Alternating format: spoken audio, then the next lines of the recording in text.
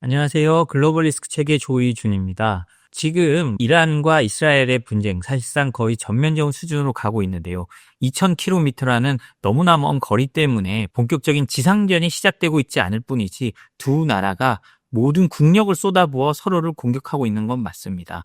그래서 오늘은 저희가 그 이란과 이스라엘에 관련돼서 그동안 저희가 제재와 수출 통제 그리고 이 지정학적으로 다뤘던 얘기들을 한번 묶음으로 보내드리려 합니다.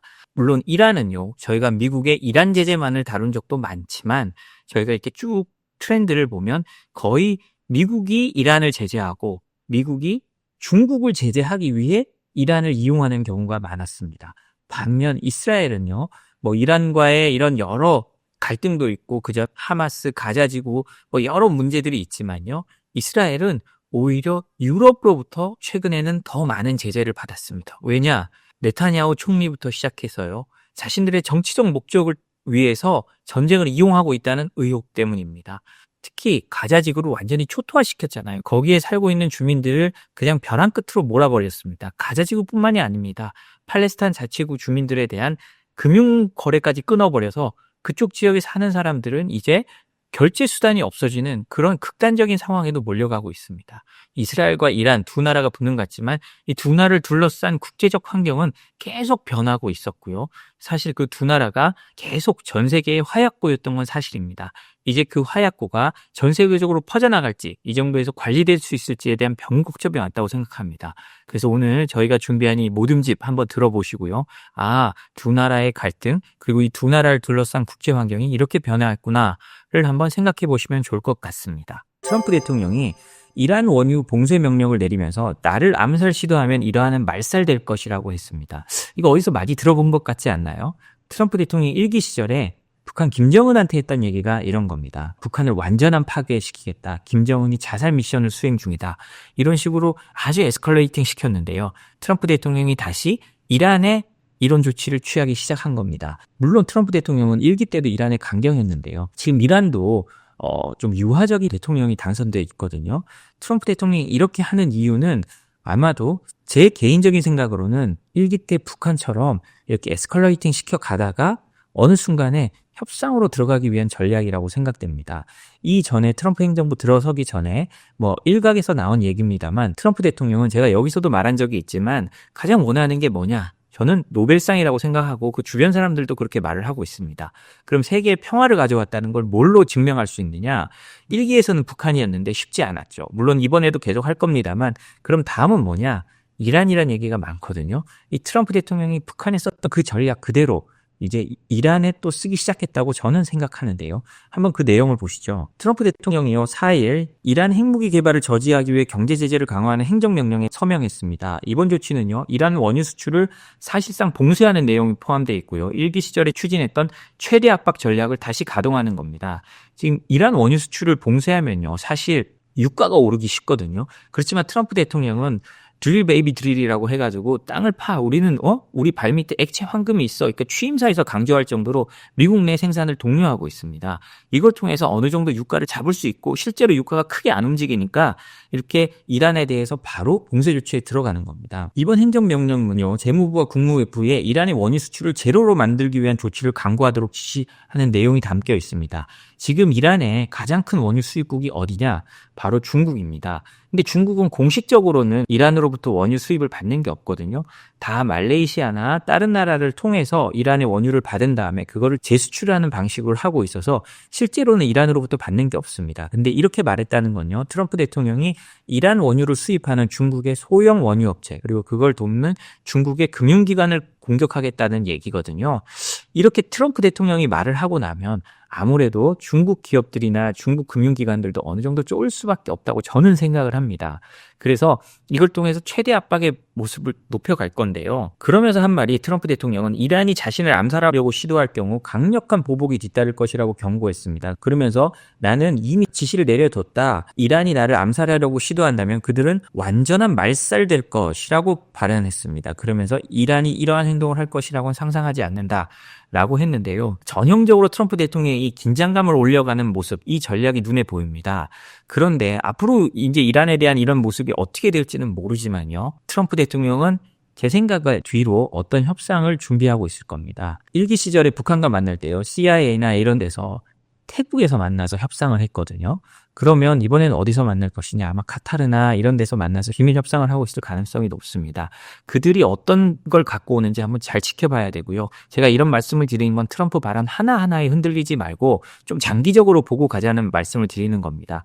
유가가 어느 날 갑자기 급등할 거다, 급락할 거다. 우리는 알지 못하지만 트럼프 대통령은 자기가 말한 건 유가를 낮게 가지고 가겠다는 거니까요. 최대한 유가에 큰 영향을 주지 않는 쪽으로 이 협상이나 모든 걸 몰아갈 겁니다. 그런 걸 봤을 때 트럼프 대통령이 다음 스텝은 아마도 협상이 될 것 같다는 게 제 생각입니다. 미국이요, 이란 무인기 부품, 즉 드론 부품을 비밀 조달하는 데 연루된 중국과 홍콩 기업 6곳을 제재를 했다는 소식입니다. 벌써 트럼프 행정부가 들어선 지 이제 한 달 정도 됐는데요. 한 달 동안에 3번째 이런 관련된 제재입니다. 그러니까 트럼프 대통령이 지금 러시아에 대해서는 좀 봐주고 있잖아요. 협상이 있으니까. 그런데 트럼프 대통령은 이란에 대해서는 협상도 없고 봐주겠다는 얘기도 없어요. 그러니까 줄지어 제재가 계속 나오고 있는 겁니다. 조금 이따 살펴보시겠지만 베네수엘라에 대한 제재도 시작됐거든요. 그러니까 트럼프 대통령은 자기가 아니라는 것이 생각이 든 것에 대해서는 그냥 그대로 직진입니다. 지금은 트럼프 행정부의 견제 세력도 없어요. 이렇게 하면 좀 속도 조절을 합시다, 이렇게 말할 사람도 없거든요.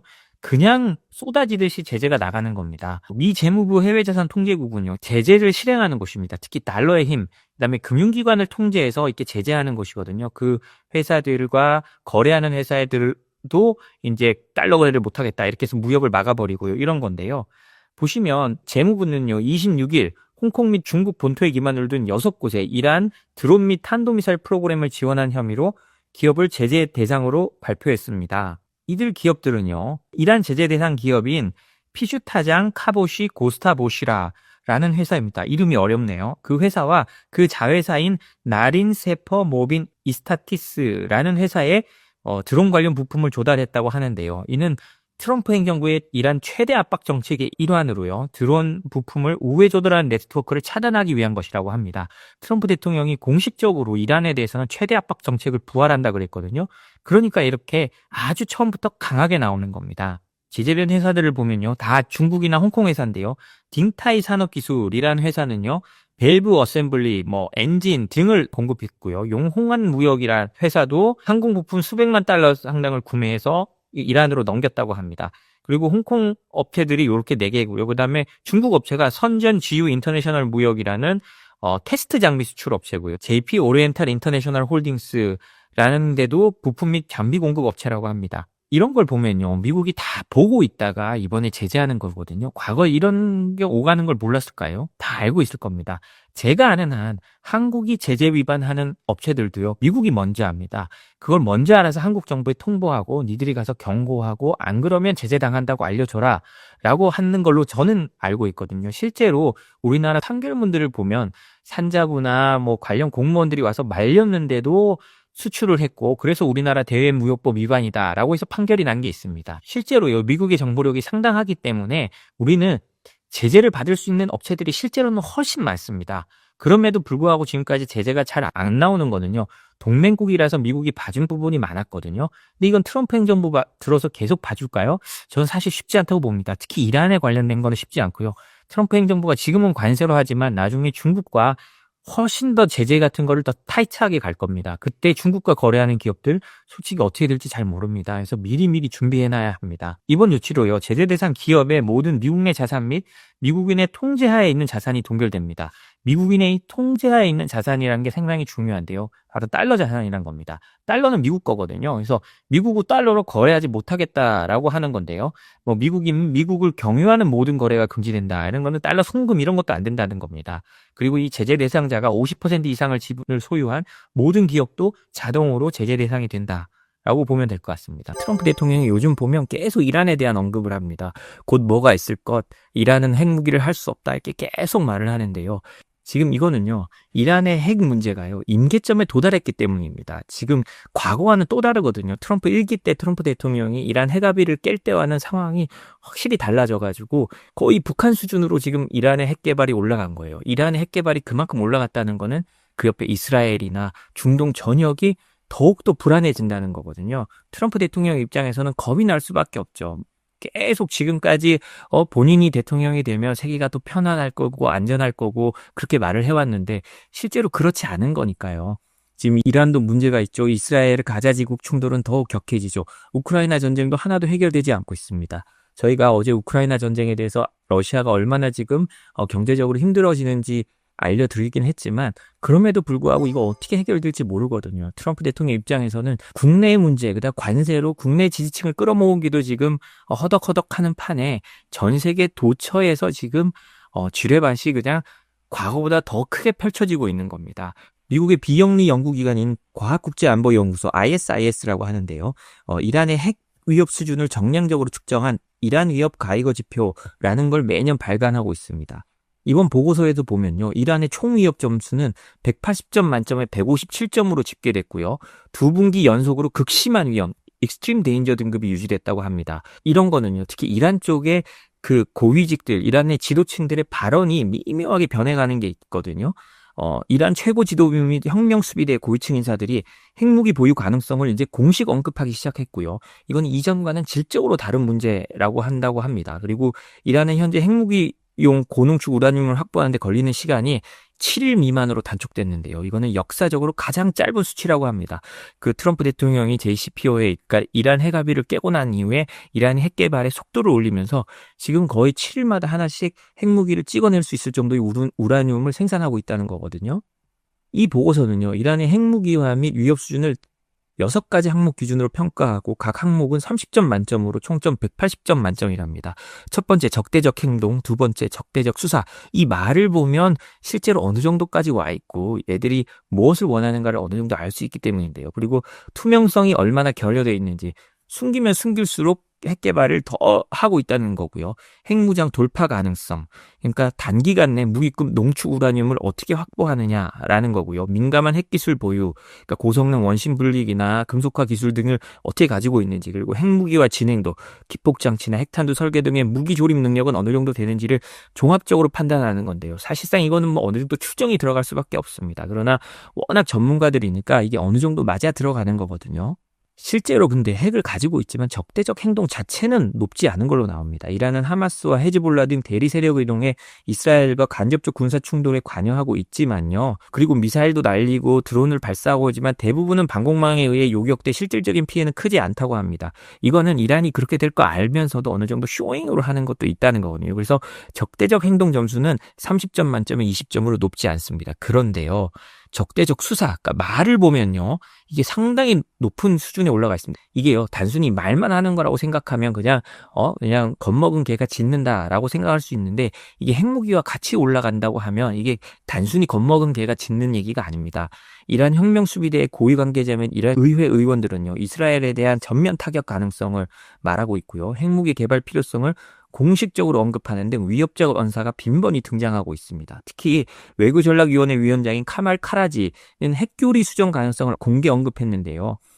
이란의 핵교리는 지금까지 공식적으로는 존재하지 않았습니다. 왜냐하면 핵을 가지고 있지 않다고 말해왔으니까 핵교리가 존재하지 않았지만 이란 정부는 반복적으로 핵무기 보유를 부정하면서 평화적 핵이용만을 추구한다는 입장을 표명해왔습니다. 그런데 이제 그 말이 변하고 있다는 거죠.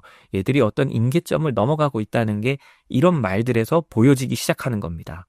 그리고요, 투명성은 점점 더 결여되고 있습니다. 이거 결국 핵 사찰이 점점 어려워지고 있다고 하는데요. 이란은 국제 원자력 기구의 확장된 사찰 권한을 규정한 추가 의정서 효력을 스스로 중단한 이후에 4개 미신고 핵시설에 대한 조사 요청을 계속 거부하고 있습니다. 그러니까 이 핵시설에서 뭐가 만들어지고 있는지 국제 원자력 기구에서도 전혀 알 수가 없다는 거예요. 그리고 핵물질 재고 조사 결과도 불일치가 계속 심각하다고 합니다. 어딘지 어떻게 사용되고 어떤 게 어떻게 들어왔는지를 전혀 지금 알 수 없는 상황이 돼가고 있고요. 그리고 감시 카메라를 철거하고 저장 데이터 삭제 등 사찰 회피 행위가 반복되고 있다고 합니다. 그리고 IAEA 사찰관에 대한 입국 비자 거부 사례도 증가하고 있다고 하고요. 그 한마디로 감시를 받지 않겠다라는 걸 명확히 보여주고 있는 거죠. 핵무장 돌파 능력은 30점에 30점을 받았습니다. 그러니까 그냥 만들 수 있다는 거예요. 이란은 60%의 농축 우라늄을 100kg 이상 보유하고 있고 이는 수일 내에 90% 농축된 핵무기를 만들 수 있는 수준이라고 합니다. 3주 내에 핵무기 7기 분량의 무기급 우라늄을 확보할 수 있는데요. 이는 이란이 물리적 생산 능력 측면에서는 이미 핵보유국에 근접했음을 보여주는 거라고 합니다. 핵 보유 기술도요. 고성능 원심 분리기를 18,000기 이상 보유하고 있고요. 고속 농축에 필요한 기계적 기술과 금속화 설비도 완비했다고 합니다. 핵무기와 전 단계로 간주되는 금속형 우라늄 생산이 2024년 말까지 50kg 이상 진행됐고, 이는 핵탄두 설계로의 진입 가능성을 높이는 요소고요. 핵무기화 진행도도요. 1999년부터 2003년까지 이란이 비밀리에 핵 개발을 추진했던 야마드 프로젝트라고 있었다고 합니다. 이 종료 이후에도요.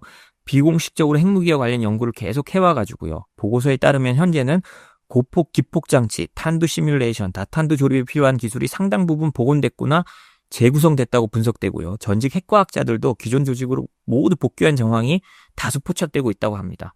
그러니까요. 한마디로 이란은 이제 마음만 먹으면 핵무기를 만들 수 있다는 거죠. 이란의 현재 핵 프로그램은요, 기술적 측면에서 이미 무기화 가능성 지점에 도달한 상태로 실질적인 핵 보유 선언은 정치적 결단만 남은 상황으로 해석된다라고 합니다.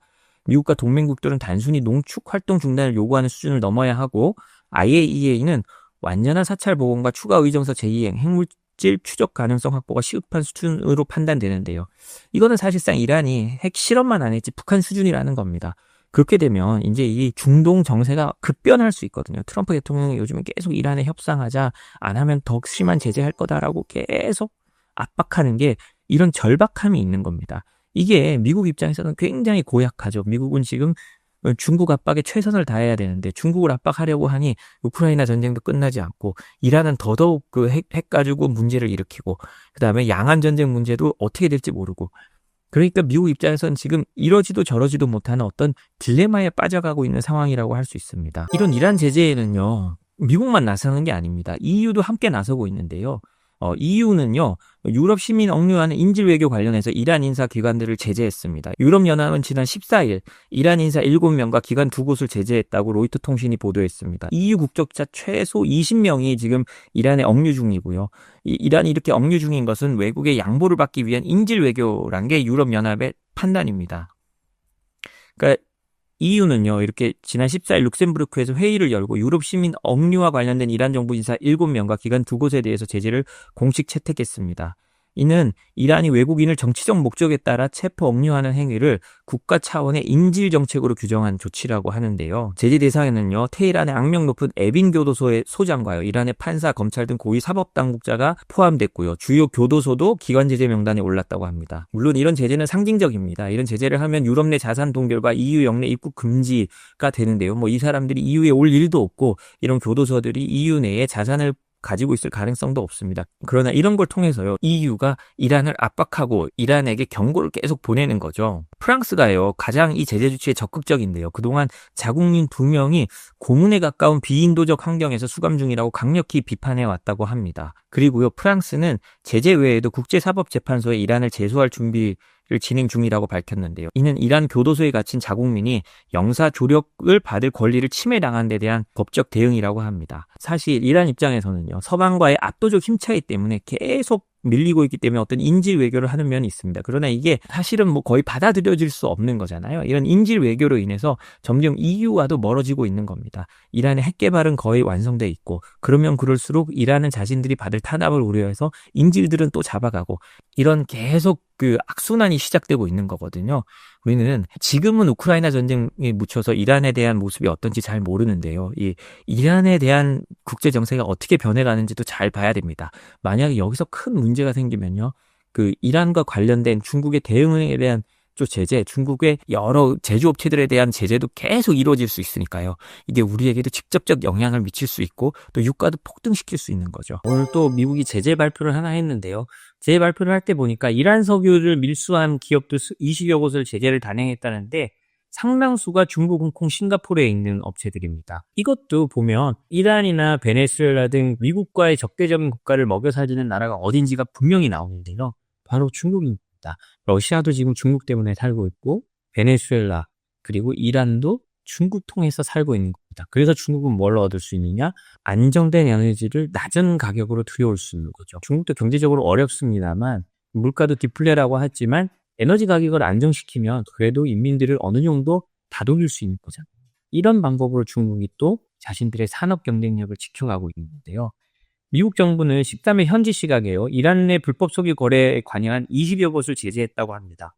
어떤 회사들인지 살펴보면요. 신루이지 무역회사, 스타에너지, 밀렌트레이 등 위장회사를 통해서 이란 원유를 중국 내 소규모 독립정유소에 판매한 건데요. 이것들도 다 홍콩에 등록된 회사들입니다. 이들은 중국 칭다오와 라자오 항구에서 원유를 하역하고 저장하기 위해서 현지 물류기업 및 항만 운영사들과 협력하고 그 과정에서 계좌를 통해 수천만 달러를 이체하기로 했다고 합니다. 보란 듯이 미국의 돈을 이용해서 결제를 한 거죠.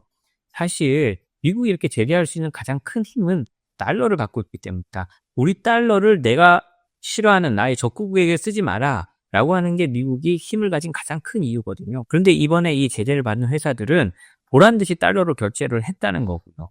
또 싱가포르와 홍콩에 기반을 두고 있는 회사인 메타원 트레이딩과 사우스시 에너지, 컨티넨탈 신오일 같은 이런 회사들도 모두 다 또 제재 위반을 했다고 합니다. 이런 것도 다 싱가포르와 홍콩에서 활동하고 있다는 건 모두 중국으로 들어간다는 거죠. 이들 회사들은요, 원산지를 위장해서요, 아까도 말씀드렸듯이 베네수엘라산이 말레이시아산으로 바뀌듯이 이란산들도 말레이시아산으로 위장하는 문서를 만들었다고 합니다. 그리고 이런 원유를 운반하는 데는요, 카메룬과 파나마, 홍콩 등의 기반을 둔 선박들도 이용됐다고 합니다. 그리고 미 재무부는요, 이란이 이런 수출로 벌어들인 수익을 가지고 무기를 개발하고 드론을 제작하고 중동 내 무장단체에 자금 지원 등에 활용해왔다라고 하거든요. 이 말은 이렇게 판 돈이 미국에 직접적인 위협이 됐고 이스라엘 같은 자신들의 동맹국에도 위협이 된다라는 걸 강조한 건데요.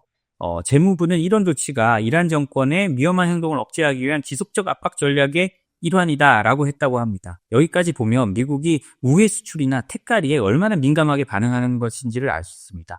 아까 일본 사례에서 보듯이요. 한국도 아무리 준비를 해도 갑자기 택가리 개상이 될 수 있거든요. 우리가 여기서 계속 정말 준비하고 주의해야 될 게 이런 점에서 드러나는 것 같습니다. 국제형사재판소라고 있습니다. 전 세계의 전범들을 재판하는 그런 재판소인데요. 그런데 트럼프 행정부는 이 국제형사재판소를 제재했습니다. 왜 제재했느냐? 이스라엘의 편파적이라는 거죠. 이스라엘 가자지구에서 전쟁을 일으킨 건 하마스인데 왜 이스라엘까지 전범으로 판단하려 하느냐라는 게 제재의 가장 큰 이유였는데요. 국제형사재판소는 지금까지 수차례에 걸쳐 이스라엘 정권을 전범으로 기소하려고 해왔습니다. 그런데요, 정말 이 미국의 제재가 얼마나 무서운지가 나오는데요. 국제형사재판소가요, 지난해 네타냐후 이스라엘 총리 등을 가자지구 전쟁에서 전범 혐의로 기소했습니다. 이에 대한 보복 차원에서요, 트럼프 대통령은 지난 2월 국제형사재판소의 카림 칸 수석검사를 제재 대상으로 지정했습니다.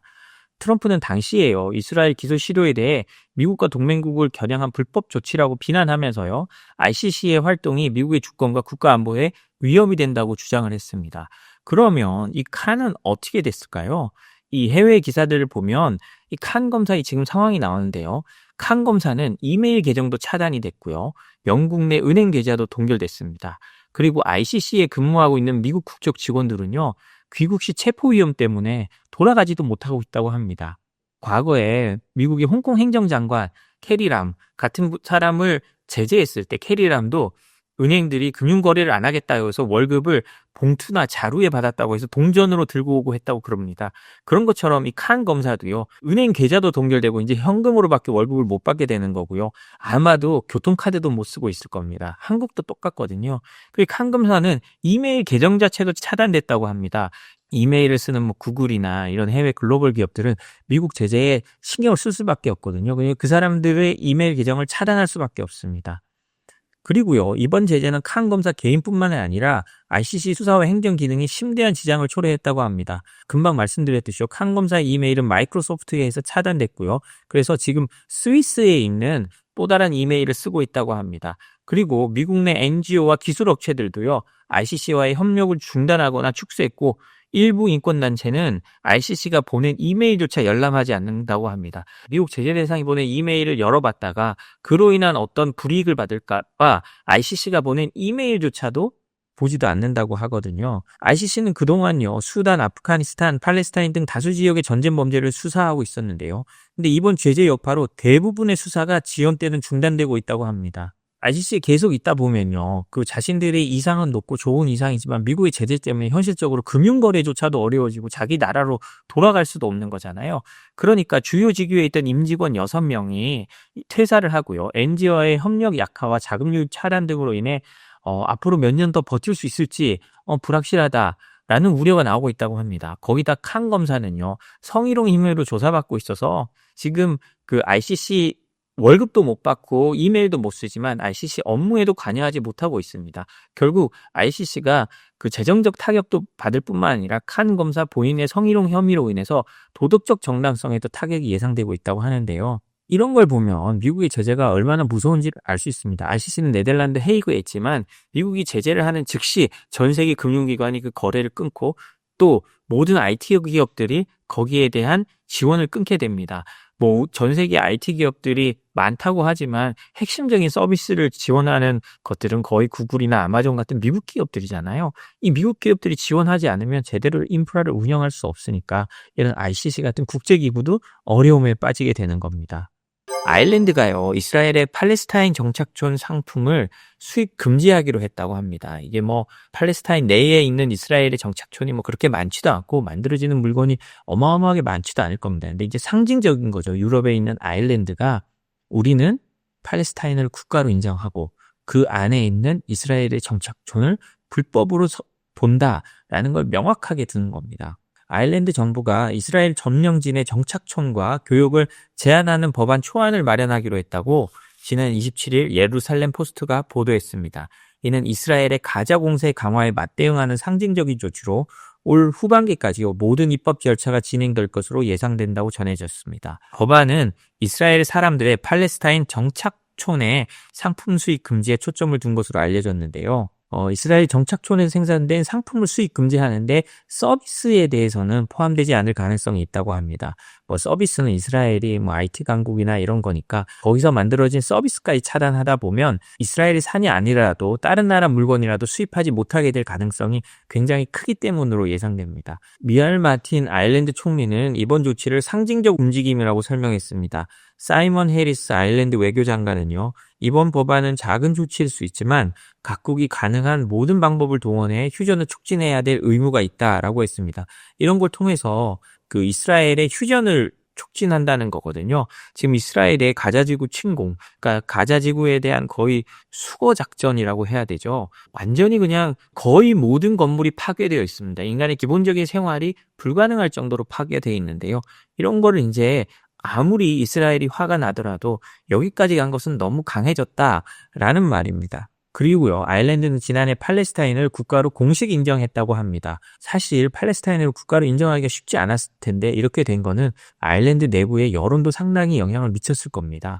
왜냐? 이스라엘의 가자 지역에 대한 침공이 사실 우리의 생각을 넘어선 면이 있기 때문이고 그게 특히 유럽 언론들에게 굉장히 자세히 보도가 됐는데요. 그런 걸 보면 유럽 전체적으로 이스라엘이 지금 너무 나갔다라는 판단과 여론은 상당한 것 같습니다. 그리고 이번 법안은요, 또 최근 재개된 이스라엘의 가자 공세에 맞서 EU 차원의 이스라엘 제재 논의와 관련된 것으로 알려져 있다고 합니다. 최근 영국 정부도요, 아일랜드와 다릅니다. 영국 정부도요, 이스라엘과 자유무역 협상을 중단했고요. 요르단강 서안지구 정착촌에 대한 추가 제재를 발표했다고 합니다. 여기에 더해 유럽연합도요, 이스라엘과의 정치-경제 관계를 다룬 협정 재검토에 착수한 상태라고 합니다. 이 재검토 논의는요, 아일랜드와 스페인이 1년 전에 공동으로 제안한 사안이었다고 합니다. 1년 전에 제안했지만 지금 재검토에 들어간 것은 그만큼 지금 이 이스라엘 문제가 그냥 넘길 수 없는 상황이다라는 판단 때문인 것 같습니다. 이 같은 정착촌 교육 제한 법안은요, 지난 2018년에도 아일랜드 국회에 발의됐지만 통과되지 않았다고 합니다. 뭐 그때는 여러 가지 이유나 뭐 여러 가지 문제가 있었을 텐데요. 지난해 7월에 유엔의 최고법원의 자문 의견에서 이스라엘의 팔레스타인 점령은 불법이라는 판단이 나오면서 아일랜드 정부가 거기에 근거를 걸고 이번 법안을 추진할 수 있게 된 거라고 합니다. 영국 법조인들도 함께 나섰습니다. 영국 법조인 800명이요. 이스라엘 제재 가자 학살 방지 촉구 서한을 발표했다고 하는데요. 영국의 전현직 법관, 변호사, 학자 등 800명 이상이 서명한 이 서한은요, 국제법 위반 행위 중단을 위한 긴급 대응을 요구했다고 합니다. 그러니까 이스라엘의 가자지구 점령이 불법적이고 국제법을 위반했다는 거죠. 그러면서 즉각적 휴전을 요구하면서 구원물자 지원 재개를 위한 실질적 조치를 요구했다고 합니다. 지금 뭐 가자지구로는 구원물자도 제대로 들어가지 않고 있다는 얘기가 있는데요. 이 법조인들은요, 편지에서 영국 정부에 이스라엘 정부와 고위 인사들에 대한 제재 및 가자지구 집단 학살 방지 조치를 요구했습니다. 지금 가자지구에서 일어나고 있는 게 사실상 집단 학살과 같다는 거죠. 뭐 거의 무방비 사람들에게 군대가 몰려들어서 총을 쏘고 있다는 건데요. 이들은 이스라엘의 가자지구 내 행동이요, 집단 학살에 해당하거나 최소한 집단 학살의 심각한 위험을 내포하고 있다는 점을 강조했습니다. 그리고 전쟁 범죄, 반인륜 범죄, 국제 인도법 위반도 함께 발생 중이라는 주장도 담겼는데요. 그리고 서한은요, 극우적 성향으로 유명한 베잘렐 스모트리치 이스라엘 재무장관의 최근 발언을 인용하면서요, 이스라엘의 의도가 가자지구 전 지역을 장악하고 정복하고 정화하고 그리고 이스라엘 사람을 보내는 잔류를 통해 하마스를 제거하겠다는 계획임을 지적했다고 합니다. 그러니까 하마스를 혼내주고 하마스를 제거하는 거는 인정하겠지만 아예 가자지구를 점령하고 그걸 아예 청소한 다음에 이스라엘의 영토로 삼는 거는 문제가 있다라는 거죠. 서명한 사람들은요, 영국 정부가 즉각적이고 단호한 행동으로 가자지구의 팔레스타인 민족 파괴를 막아야 하고 이를 위해 국제법상 의무를 준수하고 모든 수단을 동원해서 무조건적이고 즉각적이고 영구적인 휴전을 실현하기 위해서 최선을 다하고 팔레스타인의 구호물자를 지원해야 한다고 했습니다. 사실 여기서 보면 뭐 이건 굉장히 도덕적으로 맞는 말이라고 저는 생각을 합니다. 그렇지만 영국이 참 사실 이런 행동을 할 만한 일인가? 이스라엘과 팔레스타인의 이 모든 비극은 사실 영국에서부터 시작된 게 아닌가? 그 식민지 시절부터요. 이런 얘기도 많으니까요. 어찌됐든 영국이 결자 해제하는 마음으로 이 어려운 상황이나 이 어려운 그 휴전 문제를 풀어갔으면 하는 소망은 있습니다. 실제로 영국은요, 최근에 일부 이스라엘 정착민에 대한 제재를 발표하기도 했습니다. 이게 인권적 문제로 팔레스타인 사람들을 탄압하고 한 거에 대한 책임을 물어서 이스라엘 정착민들, 그러니까 이스라엘 국적이겠죠. 그 사람들에 대한 제재를 발표하기도 했습니다. 그리고 이 사람들은요, 영국이 국제형사재판소에서 이스라엘과 관련해 발부된 체포영장을 이행해야 될 의무를 확인해야 된다고 했다고 합니다. 지금 ICC에서는요, 네타냐후 총리하고 요아브 갈란트 전 국방부 장관에 대해서 전쟁 범죄 및 반인륜 범죄 혐의로 체포영장을 발부했거든요. 이것 때문에 미국은 ICC를 제재하기도 했습니다. 사실 여기에서 뭐 이제 미국과 유럽이 크게 갈리는 부분이기도 한데요. 서명한 사람들은 당연히 좀 인권 문제에 민감하고 어쩌면 좀 약간 팔레스타인에 기울어진 사람들일 수도 있지만 어쨌든 영국 정부를 계속 압박하는 겁니다. 출발은 하마스가 잘못했지만 지금 하는 행동은 이스라엘도 그 선을 넘어서 잘못하고 있다는 걸 계속 강조하는 거죠. 이와 같은 성명은요, 유럽 사회의 지도층 내에서 이스라엘의 과격한 전쟁 수행에 대해서 높아진 피로도를 보여줍니다. 그리고 이런 것들이 계속 진행되면서요, 이스라엘에 대한 유럽의 추가 제재는 실제로 시행될 가능성이 점점 높아지고 있는 겁니다. 이거는요, 좀 재밌는 소식이기도 하고 우리가 좀 역사적 배경 때문에 이러기가 쉽지 않은데요. 독일 국민 73%가요, 이스라엘의 가자 공세에 비판적이고 이스라엘에 대해서 무기 수출을 제한해야 된다고 생각한다고 합니다. 사실요, 독일은요, 이스라엘에 비판적이기도 하면서 과거 나치 시절의 그 유대인 학살에 대한 원죄 때문에 이스라엘이 하는 거에 대해서 굉장히 혹시 지원은 못하더라도 뭐 그렇게 비판하는 나라가 아니었거든요. 그런데 이제 독일 국민들마저 이스라엘에 대해서 굉장히 비판적으로 바뀌고 있는 겁니다. 우리가 과거에 잘못한 건 맞지만 니들도 우리 정도의 잘못을 하고 있어 라고 말하는 거랑 비슷합니다. 한번 그 내용을 보시면요, 독일 ARD 방송의 보도인데요. ARD 방송이 실시한 여론조사에 따르면 독일 국민 다수가요, 이스라엘의 가자 지구 전쟁 수행이 지나치다고 인식하고 있고 때문에 무기 수출 제한에도 찬성하고 있다고 합니다. 이거는 ARD 방송이요, 6월 2일부터 3월까지 약 1292명을 대상으로 전화와 온라인을 통해서 조사한 건데요. 이걸 내용을 보면요, 이 여론조사에 따르면 응답자의 63%는 이스라엘의 군사 대응이 지나치다라고 답했고요. 73%는요, 이스라엘의 작전으로 인해서 팔레스타인 민간인이 피해가 입는 것을 정당화할 수 없다고 응답했다고 합니다. 이는 이거 관련된 여론조사가 계속 되어 왔는데 사상 최고 수치로 갔다고 하거든요. 이 메르츠 총리도요, 지난달 26일 베를린에서 열린 한 포럼에서요, 최근 민간인의 피해는 하마스와의 전쟁이라는 명분으로 더 이상 정당화될 수 없다라고 비판했다고 하는데요. 그러면서 더 이상 이스라엘의 최종 목표가 뭔지 이해할 수 없다고 했다고 합니다.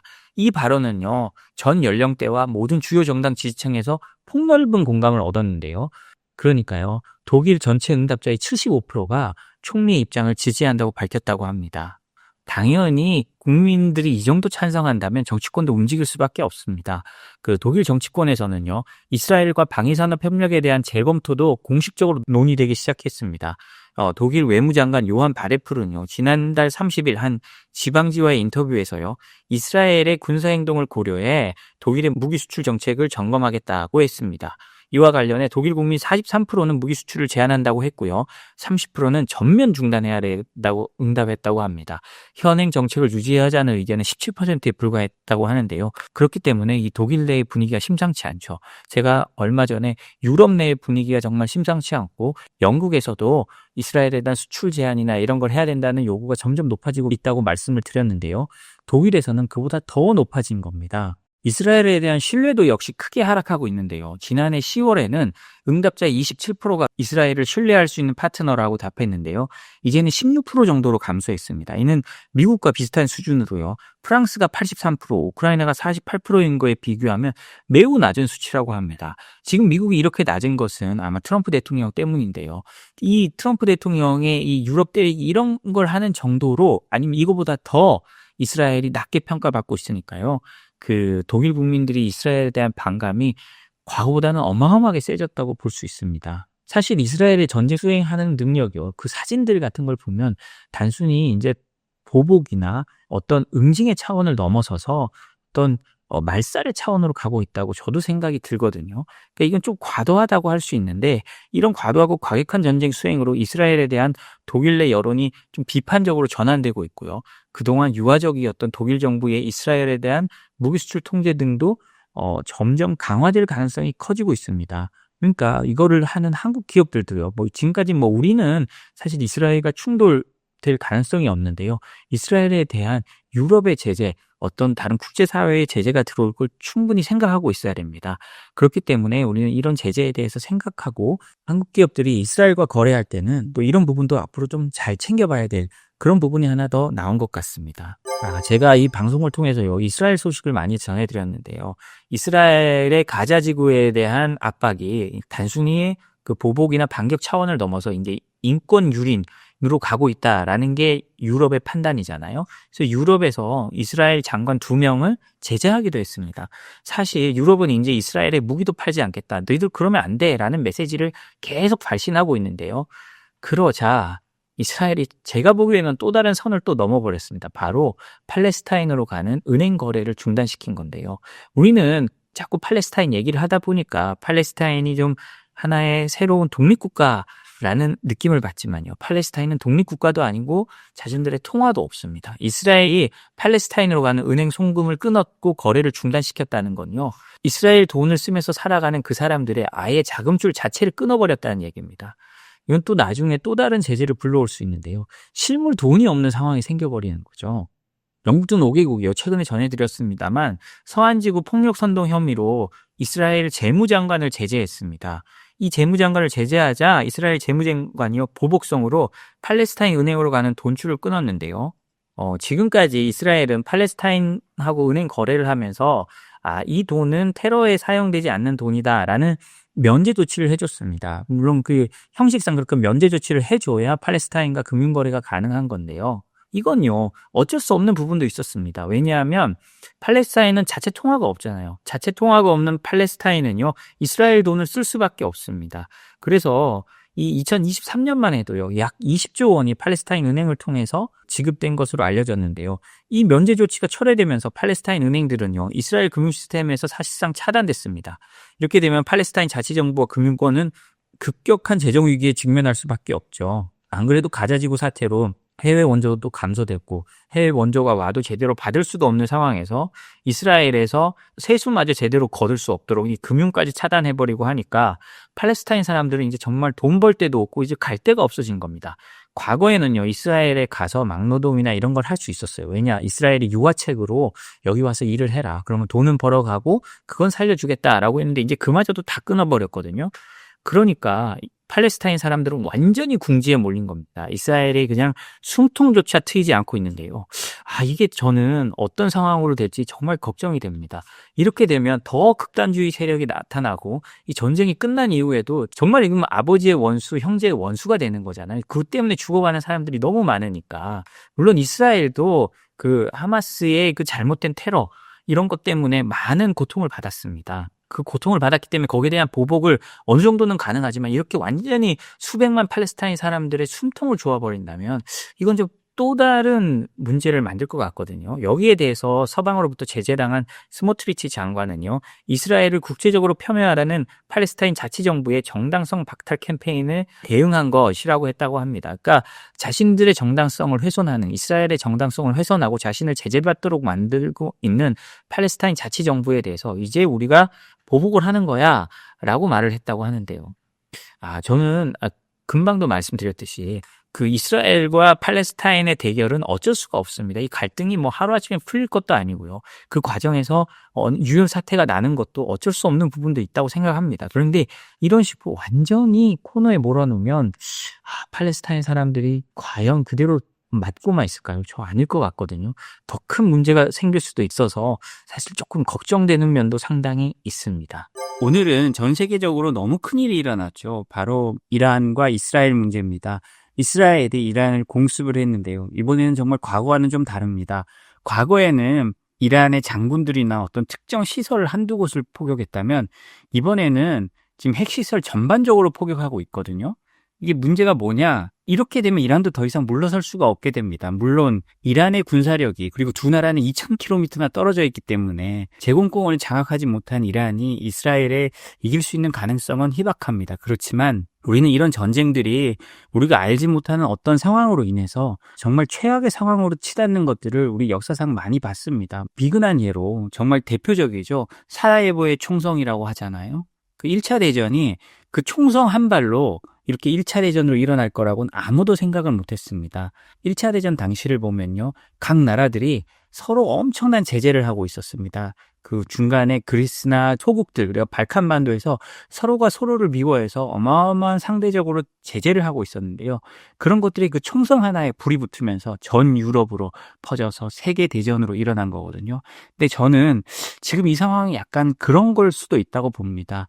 지금 워낙 이스라엘과 그다음에 중동 지역, 물론 중동은 서로 각자 이해관계가 다 다르긴 합니다. 터키의 이해관계가 다르고 이란의 이해관계가 다르고 이란이 지금 이스라엘에 막고 있는 걸 사우디는 뒤에서 웃고 있을 수도 있죠. 그렇지만 어찌됐든 서로가 서로를 미워하는 그 공기가 어떤 임계점에 도달할 만큼 가득 차 있기 때문에 이게 어떤 식으로든 어떤 불꽃에 퍼져나갈 수 있다는 건 아무도 알지 못합니다. 그래서 저는 이번 상황은 정말 잘 지켜봐야 된다고 생각을 하고요. 이란 입장에서도 물러설 수 없습니다. 그럼 호르무즈 해협이나 이런 거를 봉쇄하면서 전 세계적인 에너지 대란이 날 수 있고 그러면 우리나라의 경제도 뭐 물론 어마어마한 타격을 받습니다만 전 세계적으로 유가 상승으로 인한 물가 폭등이 일어난다면 금리가 또 그만큼 따라 올라가고 그렇게 된다면 뭐 증시부터 시작해서 세계 자산 시장이 난리가 날 수 있죠. 그렇기 때문에 우리가 이 상황을 어떻게 면밀하게 지켜보고 대한민국이 어떻게 빠져나가야 할지는 정말 우리 그 새 정부의 가장 중요한 과제로 떠올랐다고 해도 과언이 아닙니다. 트럼프는 이란이 아무것도 남기 전에 빨리 협상해야 된다라고 말을 했습니다. 지금 트럼프는 이스라엘의 공격 계획이나 이런 거를 상당히 많이 들었을 거 아니에요. 그리고 어떤 언론 보도를 보면 그 이스라엘의 공격 전날 펜타곤에 피자 배달 주문이 엄청나게 늘었다고 합니다. 이 피자 배달이 펜타곤, 그러니까 미 국방부에 얼마나 들어가는가를 보면 군사작전이 임박했는지 안 했는지를 알 수 있다는 거거든요. 그런 것처럼 미국은 이스라엘로부터 상당히 군사계획을 공유했을 겁니다. 그런데 트럼프 대통령이 이 얘기를 보면요. 트럼프 대통령은 뭐 이건 많이 들으셨을 겁니다. 그 이스라엘의 공습에 대해 매우 성공적이고 훌륭한 작전이라고 평가하면서도 합의는 아직 가능하다. 아직 너무 늦지 않았다. 외교적 출구를 열어두는 이중 메시지를 전달했다고 합니다.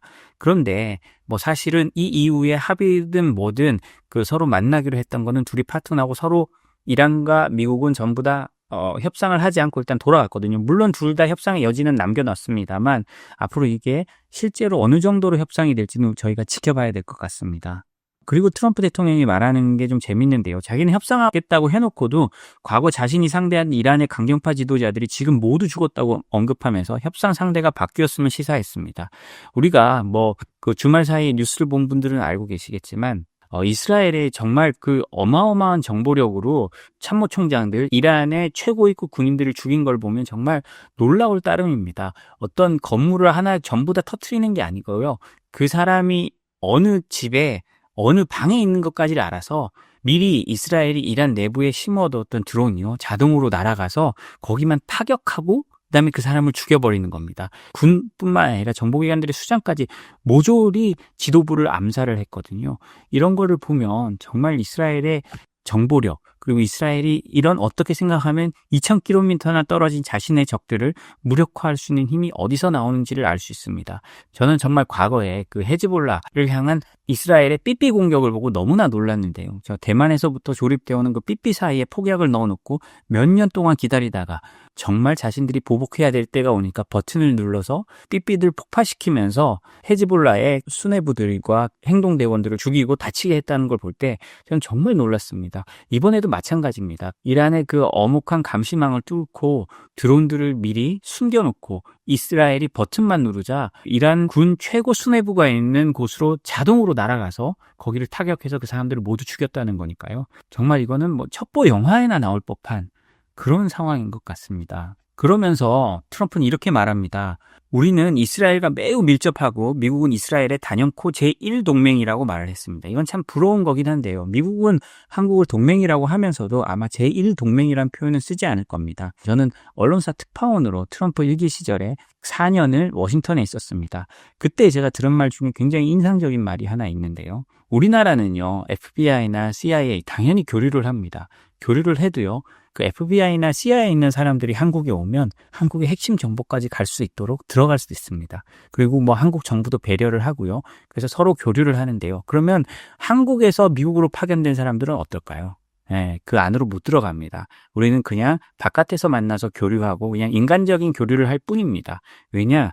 그 CIA나 FBI에서 우리를 완벽하게 믿지 못하고 정보를 주지 않기 때문인데요. 그러면 정보를 완벽하게 믿고 주는 나라는 어디가 있느냐? 먼저 파이브 아이즈가 있습니다. 캐나다, 영국, 호주, 뉴질랜드, 미국. 이렇게 5나라가 만든 게 파이브 아이즈잖아요. 이 파이브 아이즈에는 모든 정보를 거의 대부분 공유하는 걸로 알고 있습니다. 그리고 서로 인적 네트워크도 있고 CIA면 CIA, FBI면 FBI에 가서 서로 같이 근무할 수 있습니다. 그리고 또 한 나라가 있습니다. 바로 이스라엘입니다. 그리고 물론 미국도 이 파이브 아이즈만큼은 이스라엘에 주지 않는 걸로 알고 있습니다. 왜냐? 이스라엘은 정말 자국 우선주의이기 때문에 미국 정부도 빼가려고 하기 때문에 굉장히 미국도 이스라엘을 경계의 눈으로 보고 있다고 합니다. 그럼에도 불구하고 이스라엘의 어마어마한 정치적 영향력 그리고 미국 내 유대인의 영향력으로 인해서 이스라엘은 거의 파이브 아이즈에 준하는 대우를 받고 있다고 합니다.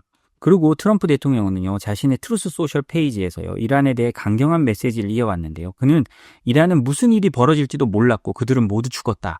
다음 공격은 더욱 잔혹할 것이라고 경고했습니다. 이 말을 잘 봐야 된다고 생각하는데요. 트럼프 대통령의 말은요, 다른 그 전임 미국의 대통령들의 말과는 달리 그 말만을 믿어서는 안 됩니다. 그렇지만 트럼프 대통령에게 전 세계에서 가장 중요한 정보들이 모인다고 생각해 봤을 때 그 다음 공격은 더욱 잔혹할 것이라고 한 거는 앞으로 이스라엘의 공격이 어떤 식으로 이루어질지를 알려주는 거라고 생각을 합니다. 지금 이란이고 이스라엘이고 지금 여기서 발을 뗄 수가 없는 상황이 됐거든요. 이란은 공식적인 보복의 깃발까지 올렸다고 합니다. 이 보복의 깃발이 올라가면 이란도 참을 수가 없는데요. 그만큼 이란이 이번 상황은 과거와는 다르다고 판단하는 거라고 생각할 수 있습니다. 이스라엘도 한두 번 폭격으로 끝낼 게 아닌 거거든요. 거의 모든 그 핵시설을 초토화할 가능성도 높습니다. 물론 어떤 식으로 핵시설을 타격하느냐의 여부는 좀 다릅니다. 사실 지금은 핵 농축시설만 때렸습니다. 핵이 실제로 저장되어 있는데 그래서 실제로 때렸을 때 그 광범위한 핵 오염, 방사능 오염이 일어날 지역은 때리지 않았거든요. 이런 것까지 때릴 수 여지도 있는 겁니다. 그래서 우리가 더욱 잔혹할 것이라고 한 트럼프 대통령의 말을 보면 이스라엘의 계획이 어디까지 있는지를 좀 어느 정도 추측할 수 있는데요. 이스라엘은 이란이 끝까지 자신들을 위협하는 상황이 될 수 있다고 판단되면 어쩌면 핵 저장고까지 때려서 그 지역을 예를 들자면 과거의 체르노빌이나 일본의 후쿠시마처럼 만들어버릴 가능성도 있습니다. 그렇게 됐을 때 세계 여론이 어떻게 변하고 어떻게 될지는 모르지만 어찌됐든 끝을 보겠다는 걸 명확하게 하고 있거든요.